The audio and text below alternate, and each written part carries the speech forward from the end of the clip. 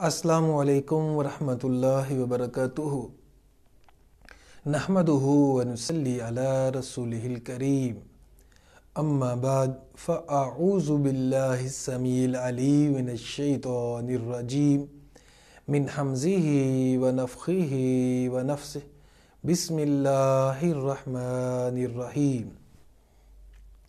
معزز سامعین، خواتین و حضرات، اللہ تعالیٰ کے خصوصی فضل و کرم سے اور احسان سے ہم نے آج فہم قرآن کورس مکمل کیا ہے۔ جن لوگوں نے اس کورس میں شرکت کی، میں ان کا دل کی اتھاہ گہرائیوں سے شکر گزار ہوں۔ الحمدللہ 800 لوگوں نے اس کورس میں حصہ لیا اور باقاعدہ طور پہ اکثریت نے بڑی اچھی طرح سے کورس کیا۔ میں ان سب کے لیے دعا گو ہوں کہ اللہ تعالیٰ ان سب کے دلوں کو قرآن کے نور سے منور فرمائے۔ اب الحمدللہ یہ ہمارا ہر مہینے کورس ہوا کرے گا۔ اس کورس کا مقصد یہ ہے کہ لوگ قرآن کو سمجھنے کی راہ پہ چل پڑے۔ میں نے کورس کے آغاز میں بھی عرض کی تھی کہ اس کورس کا مقصد ہرگز بھی نہیں ہے کہ لوگ صرف 1 مہینے کے کورس میں 15 دن کے کورس کر کے کہ قرآن کے عالم بن جائیں گے۔ ایسا ہرگز بھی نہیں ہے۔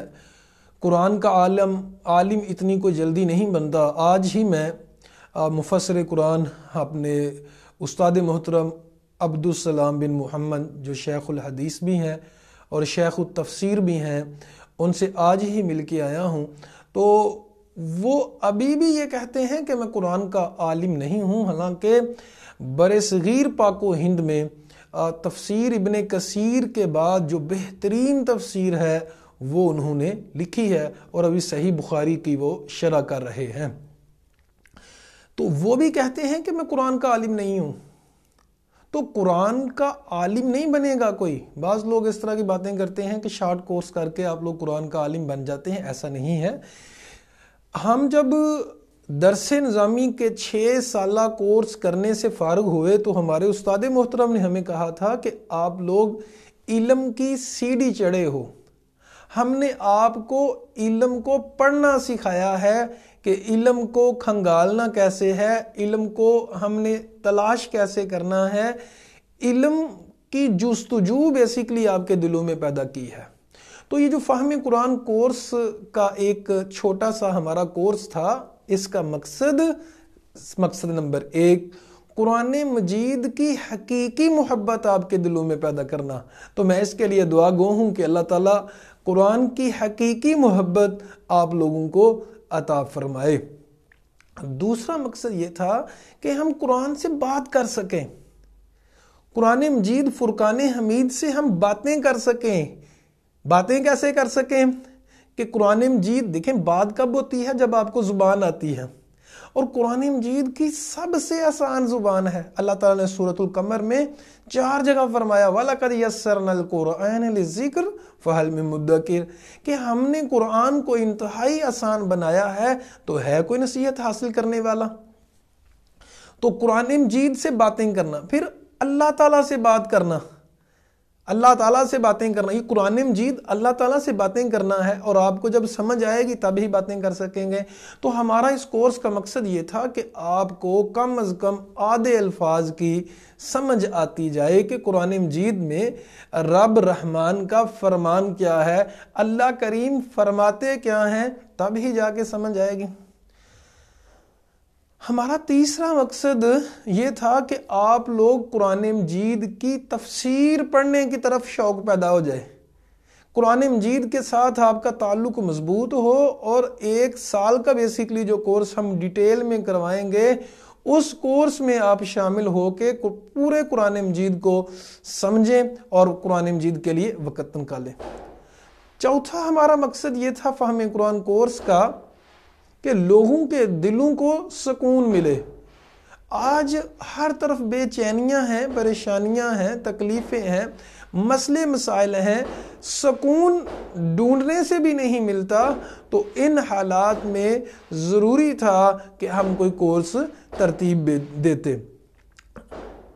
اچھا جی، اب ایک مثال کو سمجھیں کہ قرآن مجید فرقان حمید ہمارے لیے مشعل راہ کیسے ہے اور دل کے سکون کا باعث کیسے ہے۔ ٹیکنیکلی طور پہ ایک بات سمجھیے گا، انسان کے دماغ کو پڑھنے کا جو علم ہے اس کو سائیکالوجی کہتے ہیں۔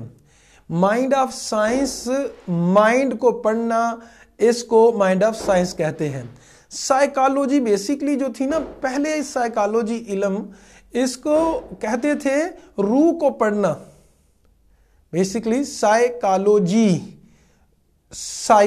یہ روح انسان کی کو پڑھنا، یہ سائیکالوجی تھا۔ لیکن سائنسدان تو روح کو مانتے نہیں ہیں۔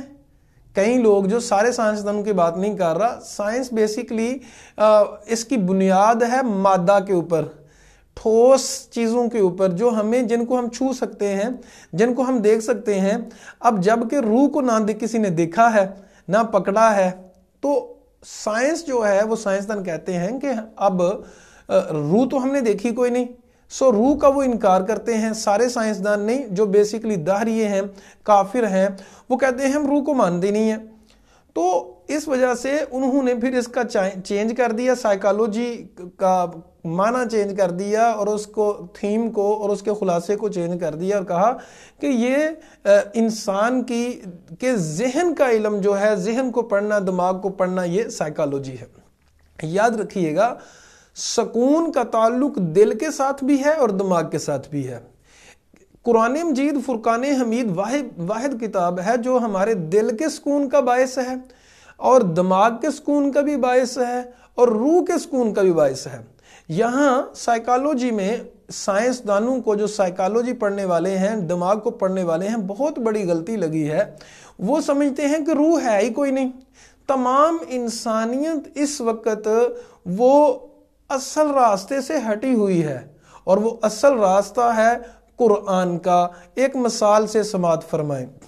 انسان کے جسم کو اللہ تعالیٰ نے مٹی سے پیدا کیا ہے، اور انسان کے جسم کی جتنی بھی ضرورتیں ہیں ان کو بھی رب کریم نے مٹی سے پیدا کیا ہے، مٹی سے بنایا ہے۔ جتنی بھی ضروریات ہیں وہ مٹی سے رب ہماری پوری کرتا ہے۔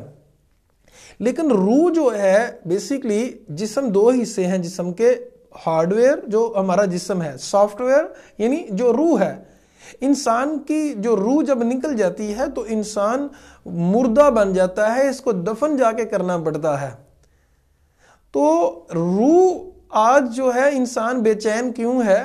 ہر دوسرا انسان جو ہے وہ پریشان ہے، ہر تیسرا انسان سائیکالوجی کا بیسیکلی سائیکالوجیکل افیکٹ ہے، اس کی پریشانیاں ہیں، اور وہ ذہنی بیمار بنتا جا رہا ہے۔ جوں زمانہ جو ہے قرب قیامت کا آ رہا ہے، جوں ٹیکنالوجیز میں اضافہ ہو رہا ہے، سائنسی ایجادات ہو رہی ہیں، انسان ذہنی سکون سے دور ہوتا چلا جا رہا ہے۔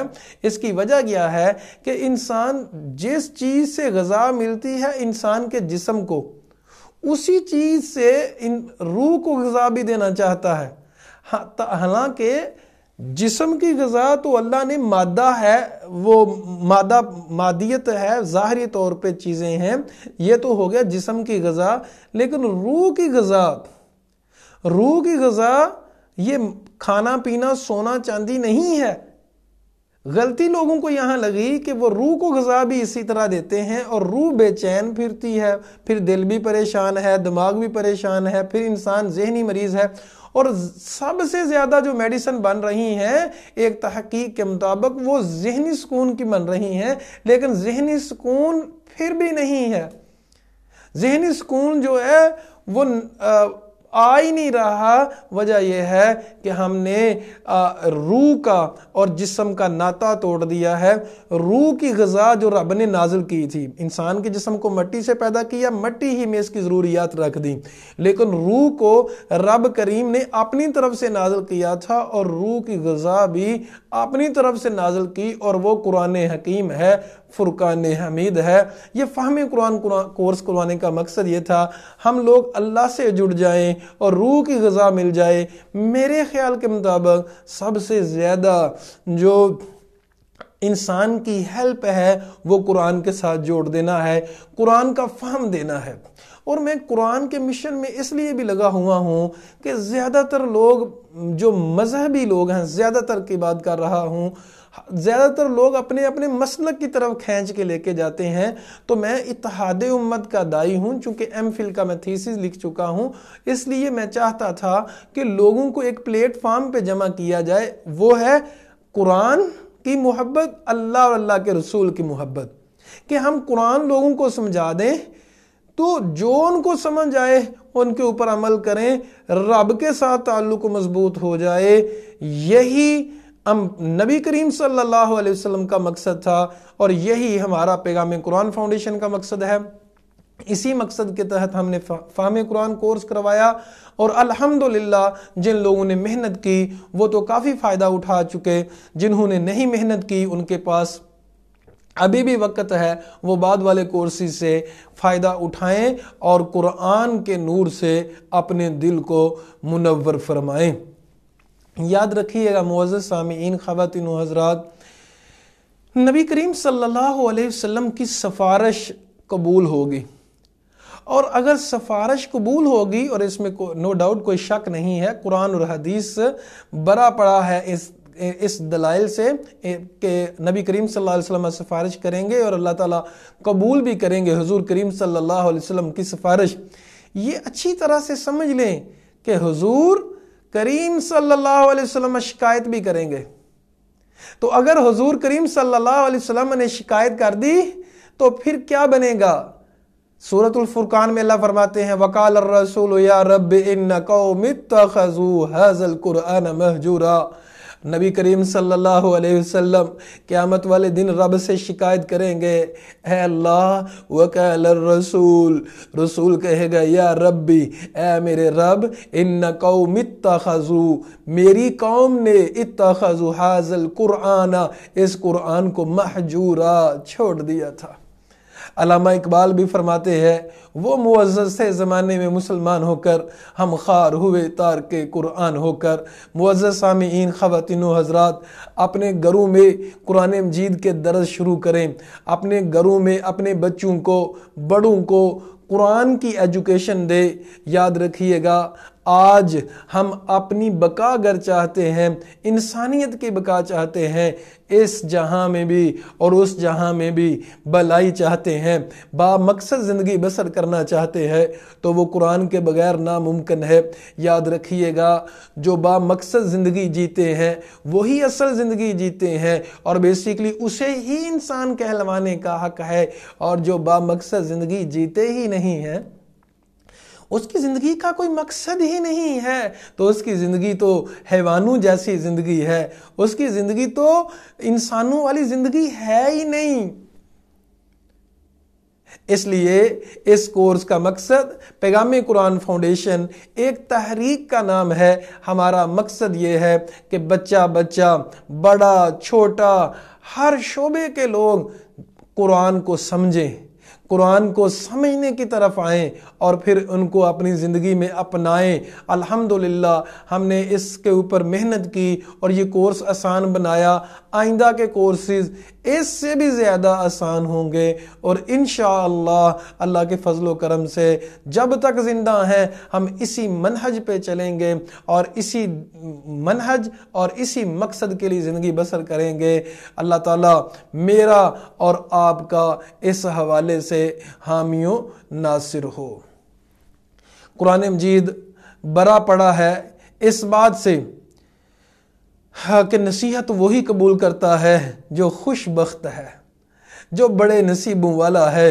اللہ تعالیٰ فرماتے ہیں سورۃ الاعلیٰ میں سَيَذَّكَّرُ مَن يَخْشَىٰ، ذکر، اے محمد کریم صلی اللہ علیہ وسلم آپ نصیحت کریں، ذکر فَإِن نَفَعَتِ الذِّكْرَىٰ، نصیحت کرنا فائدہ دے گا۔ سَيَذَّكَّرُ مَن يَخْشَىٰ، جو ان قریب نصیحت حاصل کرے گا جو ڈرتا ہے اپنے رب سے۔ من یخشیٰ، جو اپنے رب سے ڈرتا ہے وہ نصیحت ضرور قبول کرے گا۔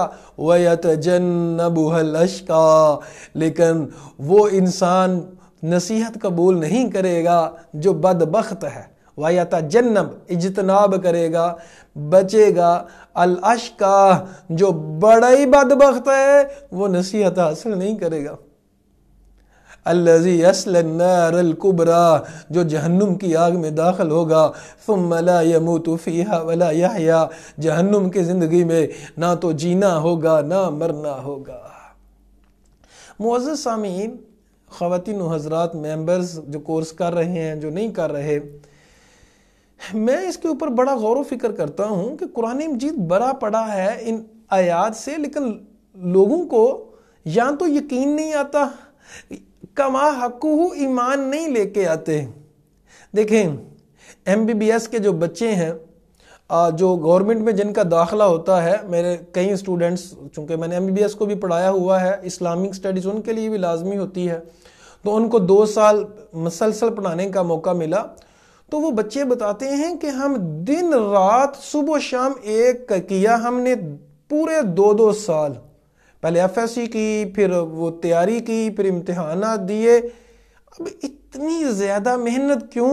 ان کو یقین تھا کہ اگر ہمارا داخلہ ہو گیا تو ہمارے پھر کامیابی ہی کامیابی ہے۔ میرے ایک دوست ہیں ڈپٹی کمشنر، وہ کہتے ہیں کہ میں نے 2-3 دفعہ ٹرائی کی، پھر CSS کا امتحان پاس کیا، اور کہتے ہیں کہ ہم 6 مہینے سورج تک نہیں دیکھتے تھے، کہ دھوپ میں بیٹھنا، مسلسل پڑھتے رہتے تھے، اتنی محنت کی کہ ہم نے CSS کلیئر کر لیا، اور آج وہ ڈپٹی کمشنر ہیں۔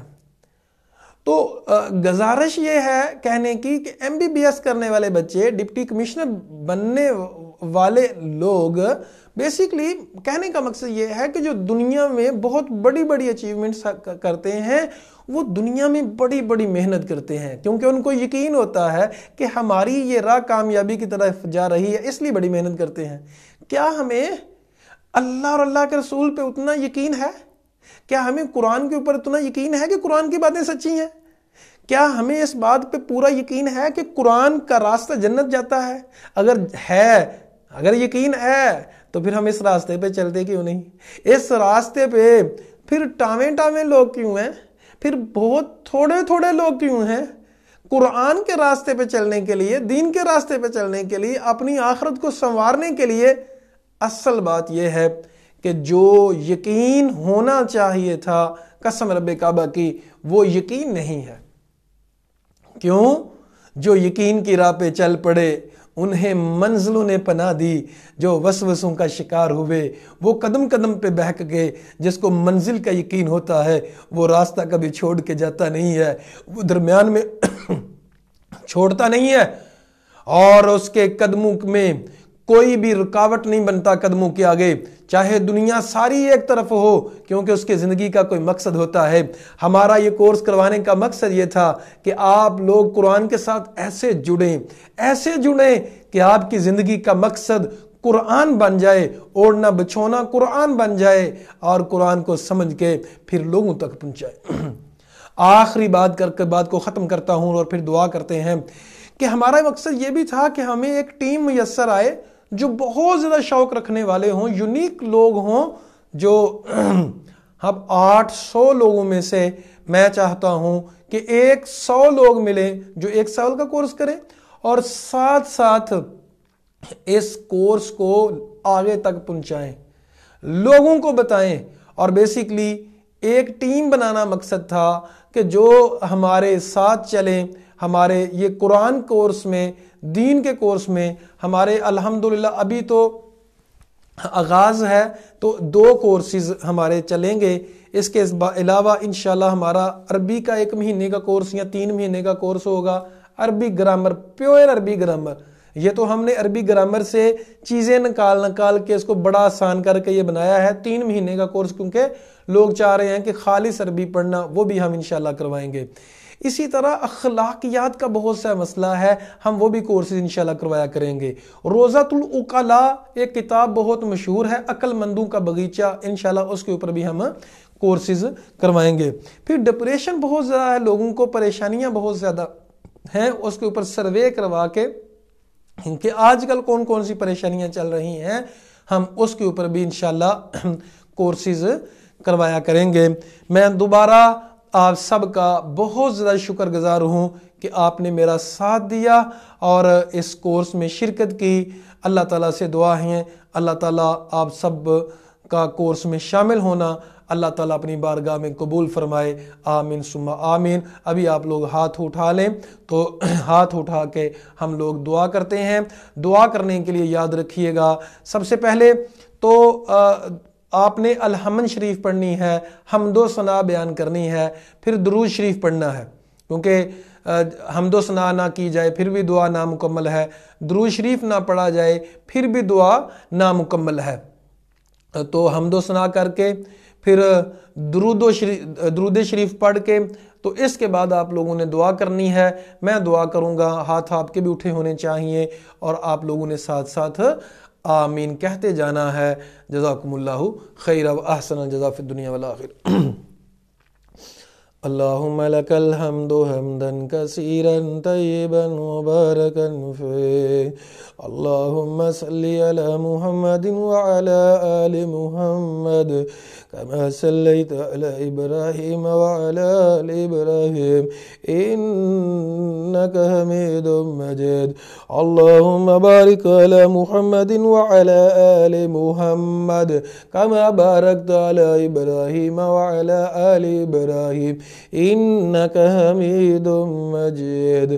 ربنا ظلمنا انفسنا وان لم تغفر لنا وترحمنا لنكونن من الخاسرين، ربنا آتنا في الدنيا حسنة وفي الآخرة حسنة وقنا عذاب النار وقنا عذاب القبر وقنا عذاب الحشر وقنا عذاب الميزان، يا ربنا الكريم يا ربنا الرحيم يا ربنا الرحمن يا ربنا الجلال يا ربنا العظيم يا ربنا العزيز يا ربنا الجبار، ارحم على حالتنا ولا تنزل إلى سوء أعمالنا۔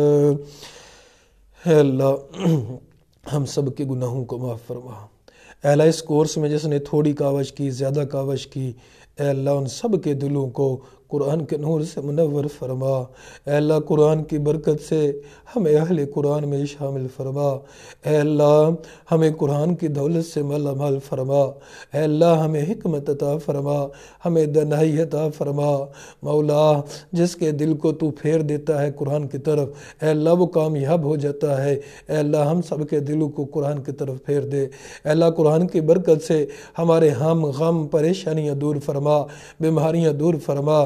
جب تک زندہ ہے اسلام اور ایمان کے اوپر زندہ رکھ، جب موت آئے تو کلمہ نصیب فرما۔ اے اللہ ہمیں دل کا سکون عطا فرما، روح کا چین عطا فرما، قبر کے عذاب سے بچا، دنیا کے عذاب سے بچا، نساء اور مال کے فتنے سے بچا۔ اے اللہ ہمیں ہر قسم کے فتنے سے بچا، جنت الفردوس میں حضور کریم صلی اللہ علیہ وسلم کا ساتھ عطا فرما۔ اے اللہ جنت الفردوس میں ہمیں محمد کریم صلی اللہ علیہ وسلم کا ساتھ عطا فرما۔ اے اللہ ہمیں ہر قسم کی آزمائش سے بچا، ہر قسم کی ذلت سے بچا۔ اے اللہ ہم دنیا میں اور آخرت میں تجھ سے عزت کا سوال کرتے ہیں۔ اے اللہ تو رب العالمین ہے، علی کل شیء قدیر ہے۔ اے اللہ ہمارے دلوں کو اپنی اطاعت کی طرف پھیر دے۔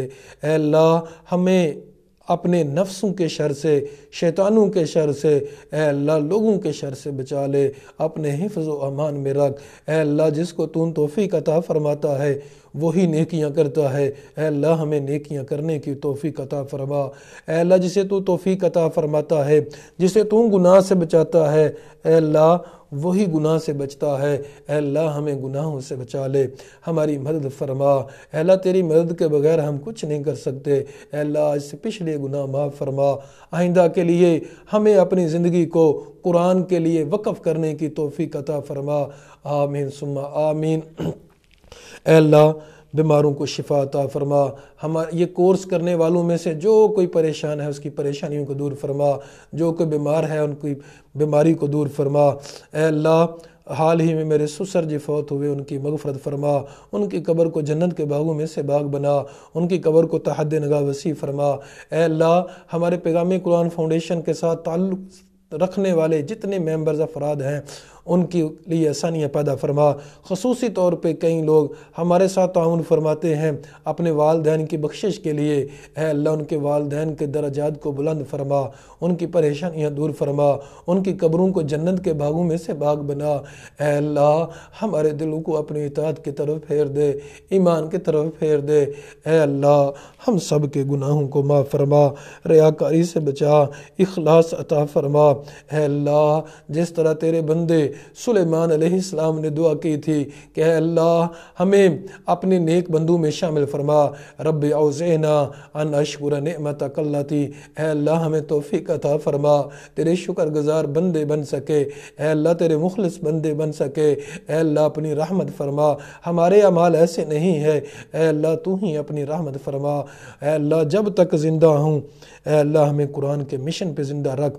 اے اللہ میں نے وعدہ کیا تیرے ساتھ، اے اللہ میں نے، میری ٹیم نے اور جتنے بھی لوگ چاہتے ہیں کہ قرآن کے اوپر قرآن کو پھیلانے میں اپنی زندگی کو وقف کرنا چاہتے ہیں، اے اللہ ان کے لیے آسانیاں پیدا فرما۔ اے اللہ قرآن میں تیرا وعدہ ہے والذین جاہدوا فینا، کہ جو میرے راستے پہ چل پڑتا ہے ہم ان کے لیے راستے آسان فرما دیتے ہیں۔ اے اللہ ہمارے لیے راستے آسان فرما۔ اے اللہ اس قرآن کے کورس کو مزید آسان سے آسان بنانے کی سعادت عطا فرما، اور اے اللہ زیادہ سے زیادہ لوگوں کو مستفید ہونے کی توفیق عطا فرما۔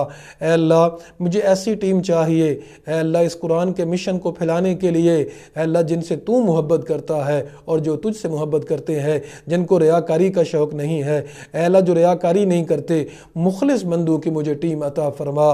آمین ثم آمین۔ اللہم تقبل منا انک انت السمیع العلیم وتب علینا انک انت التواب الرحیم۔